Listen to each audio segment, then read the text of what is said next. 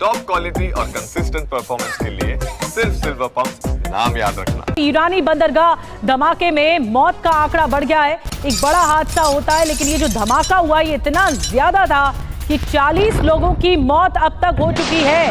बंदरगाह पर हुए धमाके में 40 लोगों की जान जा चुकी है। 1000 से ज्यादा लोग घायल हुए हैं। शनिवार को बंदरगाह पर धमाके के बाद ये आग लग गई थी और आग इतनी भीषण थी कि कई इलाके इसकी जद में आ गए। तो दक्षिणी ईरान के शाहिद राजाई पोर्ट में भीषण विस्फोट हुआ और आग लग गई। तस्वीर आपको दिखा रही है। धमाका इतना भयानक था कि इसमें 40 लोगों की मौत हो गई, जबकि 1000 से ज्यादा लोग घायल हो गए। धमाका इतना जोरदार था कि पोर्ट के आसपास के इलाके तक तबाही मच गई। विस्फोट के बाद कुछ घंटों के बाद हेलीकॉप्टर से आग पर काबू पाने के लिए पानी की बौछार की गई। बंदरगाह पर विस्फोट ऐसे वक्त पर हुआ जब ईरान और अमेरिका शनिवार को ओमान में तेहरान के तेजी से बढ़ते परमाणु कार्यक्रम पर तीसरे दौर की बातचीत के लिए मिले थे। इसलिए इस धमाके को लेकर कई सवाल भी खड़े हैं। ईरान ने अभी तक किसी साजिश की ओर रुख साफ नहीं किया है। सवाल यह है कि क्या यह वाकई में एक हादसा है या फिर कोई बहुत बड़ी साजिश ईरान के खिलाफ। लेकिन सुमित चौधरी हमारे साथ मौजूद है, हमारे डिफेंस एडिटर, उनसे बातचीत करते हैं। सुमित, बड़ा हादसा तो हो गया है, लेकिन क्या ये वाकई हादसा है या इसके पीछे कोई कॉन्स्पिरेसी है? 40 लोगों की जान चली गई और मौत का आंकड़ा भी बढ़ सकता है।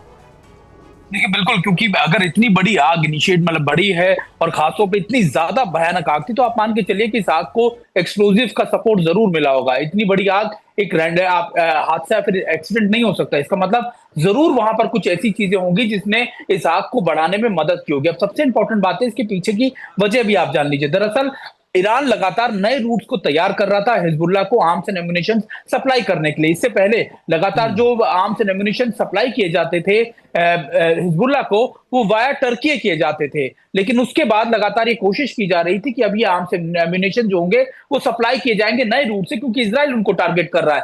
तो लगातार जो आप कह सकते हैं कि इस रूट से, इस बंदरगाह से कई ऐसे कंटेनर्स थे जो लगातार आप इजराइल को लेबनान के अंदर सप्लाई किए गए थे और ये इजराइल की नजर में था।